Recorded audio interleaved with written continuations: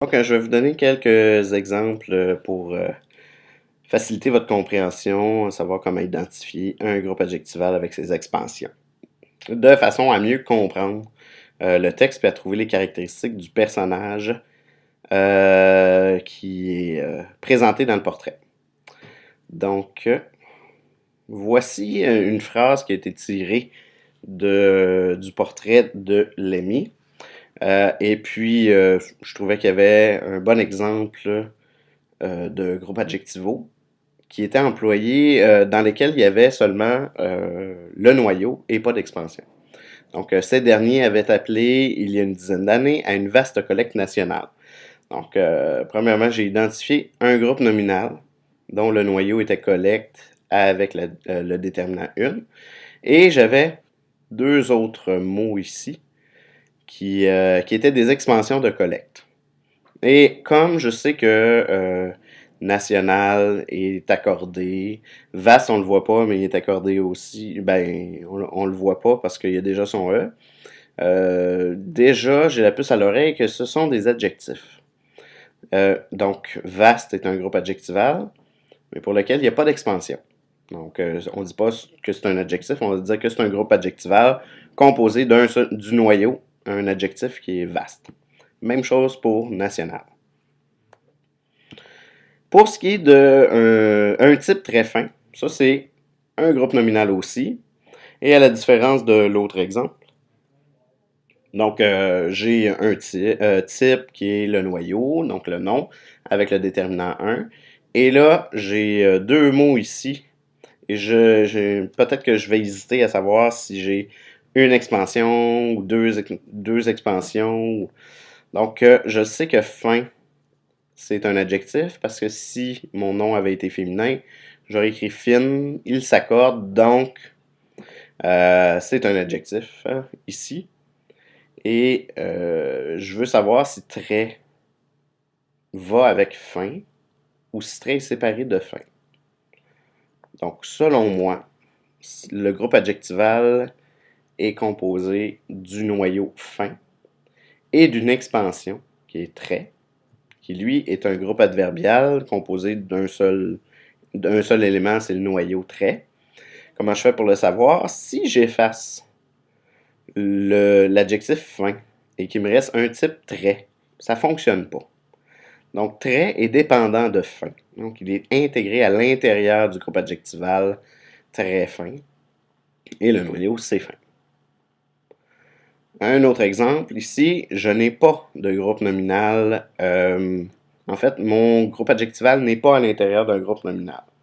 Pour le trouver, j'ai observé ma phrase, puis je me suis rendu compte que j'avais le verbe être ici. Donc, je fais l'hypothèse que ici, j'ai un sujet, puis ici, j'ai un attribut du sujet. Très souvent, l'attribut du sujet est réalisé par un groupe adjectival. Et effectivement, j'ai un adjectif ici qui est proche. Je pense que proche de celui des Monty Python est le groupe adjectival au complet. Si mon noyau c'est proche, le reste, ça devrait être soit une ou plusieurs expansions. Je vais évaluer ça. Et selon moi, de celui des Monty Python, c'est une seule expansion. Et c'est un groupe prépositionnel composé de la préposition d'abord et un pronom avec son complément. Ici, des Monty Python, c'est le complément du pronom celui. Et donc, je peux savoir que ce groupe adjectival-là est complet parce que il a une fonction, puis cette fonction-là, c'est d'être attribut du sujet. Donc, si je remplaçais proche de celui des Monty Python, je le remplacerais par le. Donc, son humour l'est, et l'apostrophe ST. Et puis, je pourrais pas seulement effacer proche. Donc, son humour est de celui des Monty Python. Ça se peut pas. Donc, le groupe prépositionnel fait partie, est à l'intérieur du groupe adjectival. Voici un exemple pour vous montrer, en fait, qu'il peut y avoir plusieurs groupes différents qui sont des expansions dans le groupe adjectival. Donc, il n'est pas obligé d'en avoir qu'un seul. Donc, j'ai par exemple trouvé un GN ici. Simo Toured séduit toujours les adolescents, en général déjà bien toqué des CDC. Là, la phrase continuait. Je me suis rendu compte que finalement, le groupe adjectival, c'était en général déjà bien toqué des CDC et le noyau, c'était l'adjectif toqué. Donc, tout le reste, normalement, serait des expansions. Et puis, ce que je remarque, c'est d'abord, en général, est un groupe adverbial. J'ai eu l'impression qu'au départ, c'était un groupe prépositionnel et je me suis rendu compte qu'un groupe prépositionnel, c'est toujours, ou presque toujours, une préposition suivie d'un GN. Mais ici, j'ai pas un GN parce que j'ai pas de déterminant ici. Par ailleurs, je peux le remplacer par un adverbe, généralement. Donc, je comprends que si, ici, même si ça a l'apparence d'un groupe prépositionnel, c'est un groupe adverbial. J'ai trouvé aussi un groupe prépositionnel des CDC, donc avec le groupe nominal et CDC, la préposition de, ça fait un groupe prépositionnel.